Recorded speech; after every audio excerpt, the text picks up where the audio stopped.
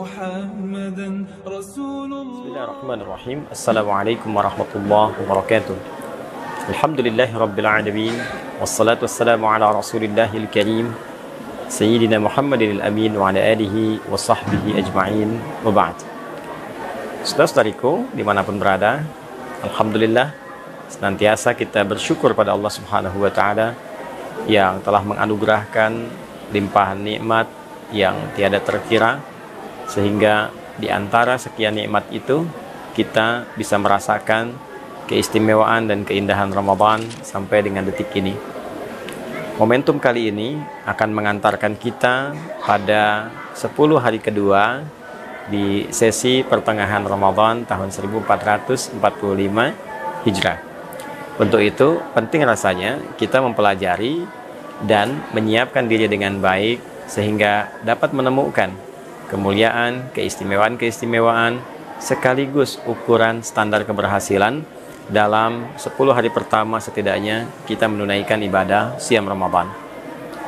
Teman-teman dimanapun berada, tidak ada ketentuan spesifik untuk membagi Ramadan pada sepertiga pertama, sepertiga kedua, sepertiga terakhir dengan detil 10 hari pertama, kedua, sampai dengan akhirnya. Namun demikian, ulama tidak sedikit yang menganalisis kecenderungan perilaku orang puasa, kecenderungan keistimewaan yang mungkin didapatkan dari isyarat-isyarat yang ditemukan baik dalam Al-Quran ataupun hadis Nabi Muhammad SAW. Semisal saat kita menemukan momentum awal Ramadan di 10 hari pertama, banyak sekali baik dalam isyarat ayat Al-Quran pun demikian penjelasan yang lugas dari hadis Nabi Muhammad SAW yang menampilkan limpahan rahmat yang mengiringi keutamaan awal Ramadan, yang dengan rahmat itu terbuka kesempatan dan semangat bagi setiap muslim untuk menghidupkan dan mengisi awal-awal Ramadan. Kita ambil contoh hadis Nabi SAW yang didokumentasikan oleh Al-Imam Al-Bukhari dalam rangkaian topik As-Siyam atau topik puasa. Nabi SAW satu kali pernah bersabda, "Idza jaa Ramadan," jika telah tiba Ramadan itu, tiba kita di awal Ramadan, "Futihat abwabul jannah." Di riwayat lain, "Futihat abwabus sama." Maka dibuka pintu-pintu surga. Kemudian, "Wa ughliqat abwabun nar." Ditutup pintu-pintu neraka. "Wa suffidatis syayatin." Diikat, dibelenggu para setan. Ada sementara ulama yang mendefinisikan ini secara kontekstual dalam pengertian turunnya rahmat Allah menjadikan peluang-peluang kebaikan itu semakin terbuka sehingga pintu surga menjadi terbuka, neraka kemudian tertutup karena rahmat Allah yang datang menjadikan kebanyakan umat Islam terdorong untuk meningkatkan ketaatan dan menutup peluang kemaksiatan. Sehingga tidak ada celah bagi setan untuk menggoda, seakan-akan setan menjadi terbelenggu. Ada yang mengartikan tekstual, di awal Ramadan setan dibelenggu, pintu surga terbuka sehingga semangat ibadah meningkat, pintu neraka ditutup sehingga kemaksiatan juga tidak nyaman rasanya untuk dilakukan. Tertutup celah maksiat, terbuka celah ketaatan. Konsekuensinya, kebanyakan umat Islam termotivasi, tergerak, semangat untuk meningkatkan ibadah. Bahkan di awal Ramadan, masjid-masjid menjadi penuh, kajian menjadi semarak, sholat ditunaikan dengan penuh motivasi, kajian Quran, bacaan Quran, kita temukan di berbagai tempat. Ketika memasuki 10 hari kedua, di pertengahan Ramadan, mulai nampak suasana klasik terjadi. Perbedaan mulai muncul, saf di masjid telah mendapati kemajuan, safnya maju, dari yang tadinya mulai penuh sampai keluar masjid, sekarang sudah mulai merapat ke dalam masjid, sedikit-sedikit berkurang. Hal yang seringkali nampak terjadi setiap datang momentum Ramadan. Untuk itu, penting bagi setiap muslim untuk membangun konsistensi, menguatkan diri, menghadirkan motivasi untuk mengetahui keutamaan di 10 pertengahan Ramadan itu yang setidaknya dikumpulkan oleh sementara kalangan dari ulama, sehingga dengan itu menjadikan patokan bagi kita untuk semakin konsisten dan semangat di setiap waktu Ramadan. Pertengahannya meningkat atau setidaknya bisa sama di atas sedikit dari awal-awal Ramadan. Di akhir Ramadan lebih meningkat lagi sampai bahasa Nabi mengencangkan ikat pinggang. Artinya kualitas makin bertambah, kuantitas makin meningkat. Untuk itu, di edisi Aku Suka kali ini, kita akan coba keluarkan 1-2 hal yang setidaknya membuat kita menjadi semakin termotivasi untuk meningkatkan ibadah di pertengahan Ramadan ini. Teman-teman, pertengahan Ramadan adalah gambaran awal dari standar keberhasilan 10 hari pertama yang telah kita lalui. Karena penting diingat, ketika Allah memberikan standar keberhasilan orang puasa, diungkapkan akhir ayat 183 di Al-Baqarah itu dengan kalimat la'allakum tattaqun. Kata tattaqun seringkali diterjemahkan dengan tertakwa. Bertakwa diawali dengan la'allakum, lalu digabungkan dua kata ini, pemaknaannya menjadi semoga diharapkan menjadi semakin bertakwa. Lebih singkat lagi, agar kalian bertakwa.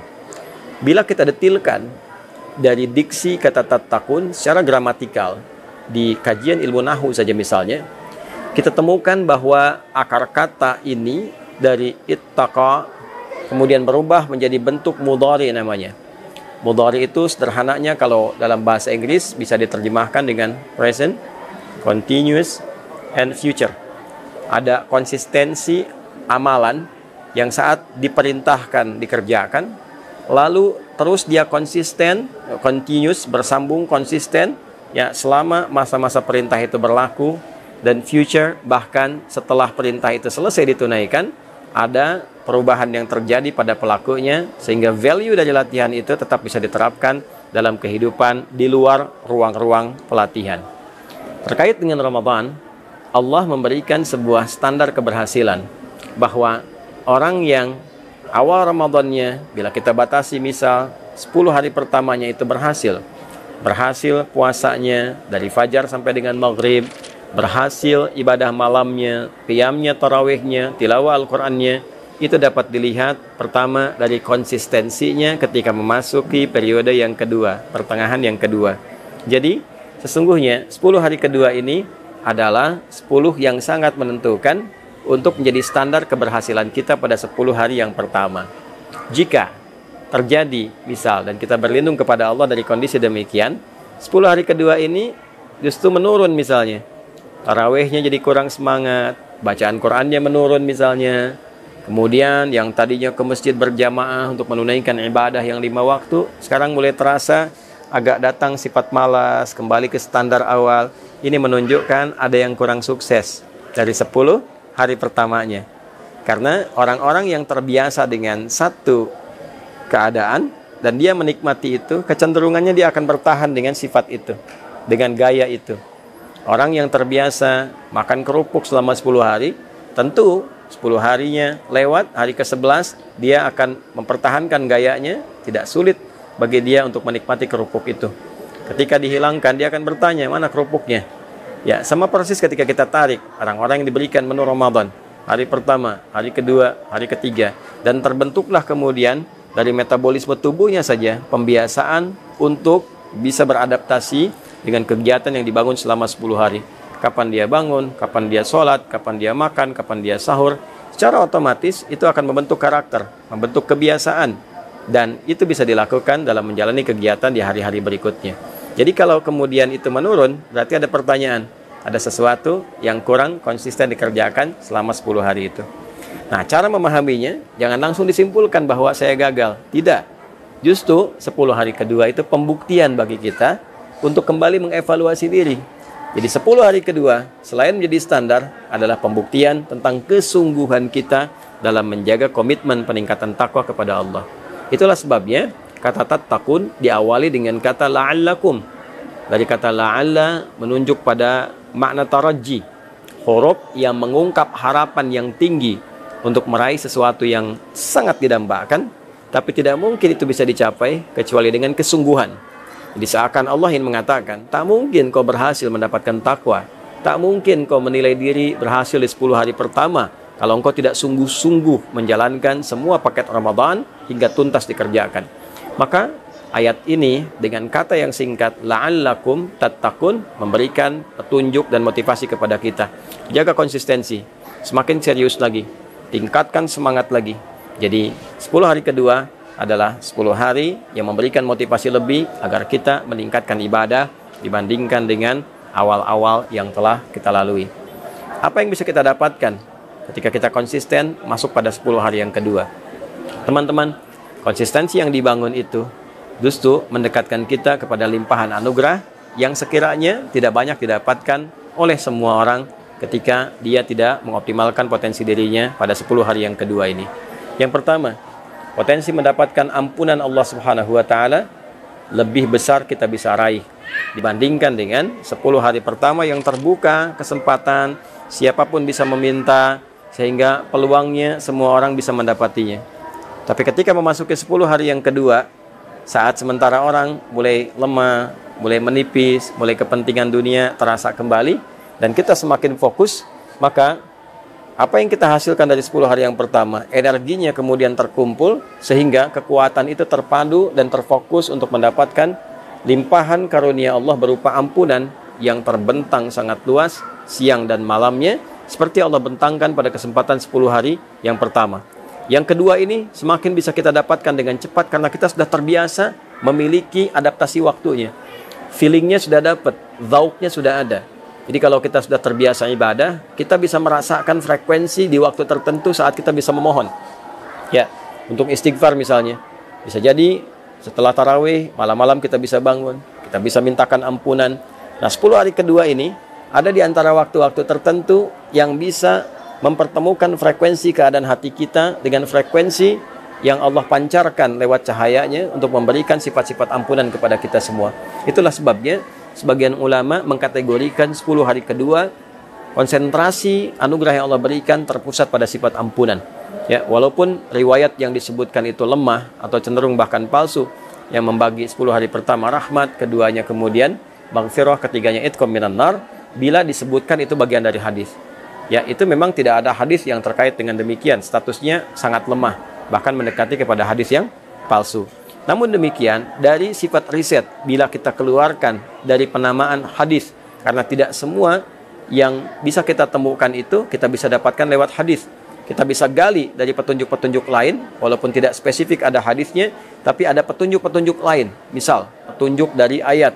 Misal, petunjuk dari keterangan Nabi yang memberikan sifat, tapi tidak memberikan nama. Kita bisa kumpulkan, sehingga kita bisa simpulkan bahwa selain 10 hari pertama ada rahmat yang ditebarkan begitu luas, 10 hari kedua ada ampunan yang diberikan bagi orang yang sungguh-sungguh menjaga konsistensi amal ibadah puasanya. Teman-teman, 10 hari kedua juga momentum terbaik untuk mendekatkan diri kepada Allah Subhanahu wa taala dengan memusatkan doa.